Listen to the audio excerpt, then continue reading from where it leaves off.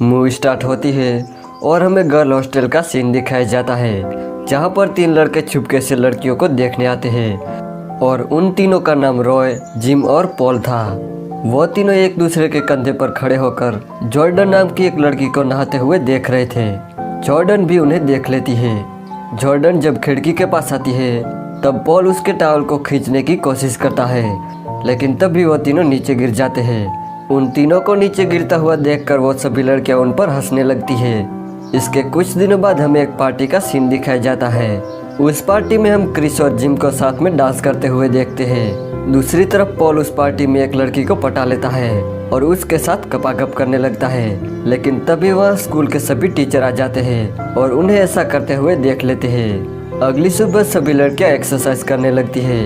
Exercise करने के बाद क्रिस जिम को कॉल करती है और उसे एक रूम बुक करने के लिए कहती है, क्योंकि आज रात वो दोनों पहली बार गपागप करने वाले थे। शाम को जब क्रिस और जिम एक साथ बैठकर बातें कर रहे थे तब जॉर्डन उन्हें देख लेती है और उससे बहुत जलन होती है।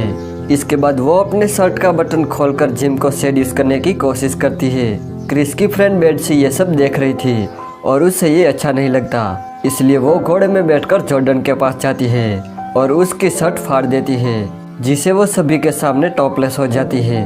दूसरी तरफ हम क्रिस और जिम को देखते हैं। वो दोनों एक दुकान में कॉन्डम खरीदने जाते हैं। जिम को कॉन्डम लेने में शर्म आती है, इसलिए वो बिना पैकेज लिए वापस आ जाता है।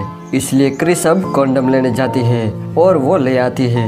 उस रात को वो तीनों लड़के लड़कियों के भेष में हॉस्टल में जाते हैं ताकि उन्हें कोई पहचान ना ले। इसके बाद पॉल बेट्सी के रूम में जाता है और क्रिस जिम को अपने रूम में लेकर जाती है और उसे मसाज करने के लिए कहती है। दूसरी तरफ पॉल और बेट्सी जब गपागप करने वाले थे तब पॉल को क्रिस और जिम की गपागप करते हुए आवाज़ सुनाई देती है, इसलिए वो उन्हें देखने जाता है। पॉल जब खिड़की से उन्हें देखता है तो वो तो बस मसाज कर रहे थे, लेकिन तभी पॉल का पैर फिसल जाता है और वो नीचे गिर जाता है। यहाँ क्रिस और जिम जब गपागप करने वाले थे तभी वहाँ जॉर्डन आ जाती है और उन तीनों में बहस हो जाती है, जिस वजह से क्रिस गुस्सा होकर हॉस्टल से बाहर आ जाती है। पॉल जब उस रूम में वापस जाता है तब हॉस्टल की सभी लड़कियां जाग जाती हैं, इसलिए वो तीनों वहां से भाग जाते हैं। अब क्रिस जिम से नाराज हो गई थी। जिम उसे मनाने की बहुत कोशिश करता है। एक बार मीटिंग के दौरान जिम की मुलाकात क्रिस के डैड से होती है। जिम उनसे कहता है कि आप क्रिस को मनाओ। जिम उन्हें क्रिस को मनाने के लिए कहता है। फिर क्रिस के डैड क्रिस को समझाते हैं कि जिम एक अच्छा लड़का है।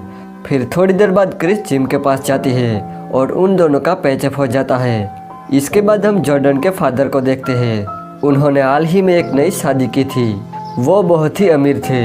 उन्होंने डोनेशन के तौर पे स्कूल में बहुत पैसे दिए थे, इसीलिए स्कूल की प्रिंसिपल जॉर्डन के डैड से मिलने उनकी कार के पास जाती है, जहाँ पर कार का ड्राइवर था। मिस डच कार के ड्राइवर को जॉर्डन के डैड समझ लेती है और उनसे बात करने लगती है, क्योंकि उन्होंने कभी भी जॉर्डन के डैड को नहीं देखा था। वो ड्राइवर इस मौके का फ़ायदा उठाता है और मिस डच को कार में ले जाके पेलने लगता है। उस कार की फ्रंट सीट पर पॉल और बेट्सी पहले से ही गपागप कर रहे थे। वो मिस डच को देख के चुप जाते हैं और उनके पास हॉर्न माइक को रख देते हैं, जिससे पूरे कॉलेज को मिस डच के पेलने की आवाज़ सुनाई देती है। इस बात का मिस डच को जब पता चलता है तब वो पॉल को गला दबाने लगती है, जिससे वो गाड़ी स्टार्ट हो जाती है और वो कार एक स्विमिंग पूल में गिर जाती है।